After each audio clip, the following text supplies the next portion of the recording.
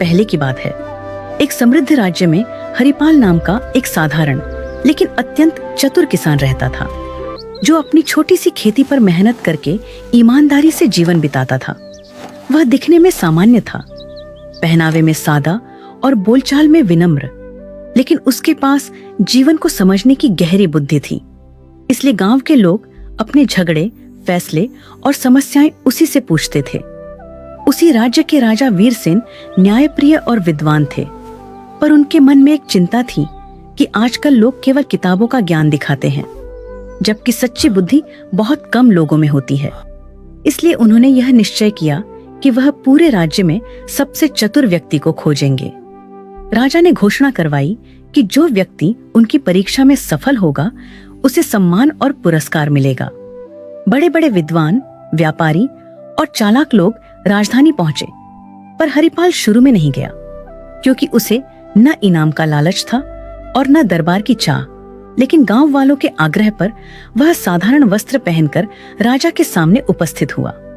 राजा ने पहली परीक्षा में एक पत्थर और लकड़ी का टुकड़ा दिखाकर पूछा कि इनमें से अधिक उपयोगी क्या है।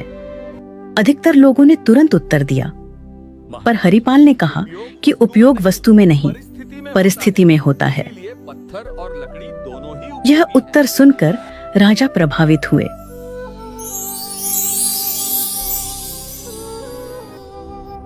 दूसरी परीक्षा में राजा ने पानी का घड़ा और सोने की थैली रखकर पूछा कि प्यासा मुसाफिर क्या चुनेगा। जहां लोग धन की ओर झुके, वहीं हरिपाल ने कहा, महाराज, जीवन रहेगा तभी धन काम आएगा। और राजा और प्रसन्न हो गए। अब तीसरी और सबसे कठिन परीक्षा आई।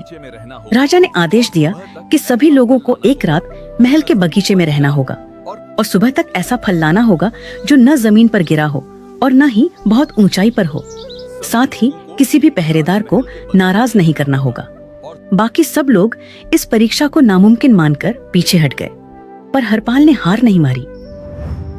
रात भर सोचने के बाद हरिपाल को समझ आया कि राजा ने यह नहीं कहा था कि फल केवल पेड़ से ही तोड़ा जाए, बल्कि यह कहा था कि फल न तो जमीन पर गिरा हो और न ही बहुत ऊंचाई पर हो।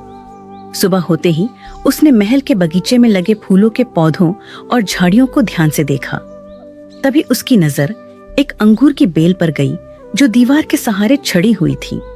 उस पर फल यानी अंगूर जमीन से ऊपर था, लेकिन किसी ऊंचे पेड़ पर नहीं।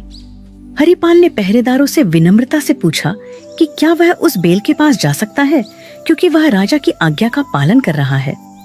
उसकी शांति, नम्रता और सच्चाई देखकर पहरेदारों ने उसे रोकने के बजाय रास्ता दे दिया। हरिपाल ने बिना किसी नियम को तोड़े बेल से फल तोड़ा और दरबार में ले आया।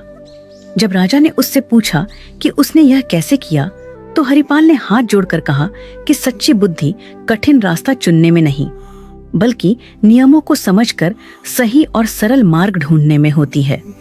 यह सुनकर राजा वीरसेन अत्यंत प्रसन्न हुए और उन्होंने घोषणा की कि हरिपाल ही सच्चा चतुर है, क्योंकि उसने ज्ञान, धैर्य और व्यवहार तीनों का संतुलन दिखाया है। राजा ने उसे सोने का पुरस्कार दिया, लेकिन हरिपाल ने उतना ही सोना लिया जितना गांव में कुआं बनवाने के लिए आवश्यक था, और बाकी लौटा दिया। यह देखकर राजा ने कहा कि जो बुद्धि दूसरों के भले के लिए काम आए, वही सबसे बड़ी बुद्धि होती है।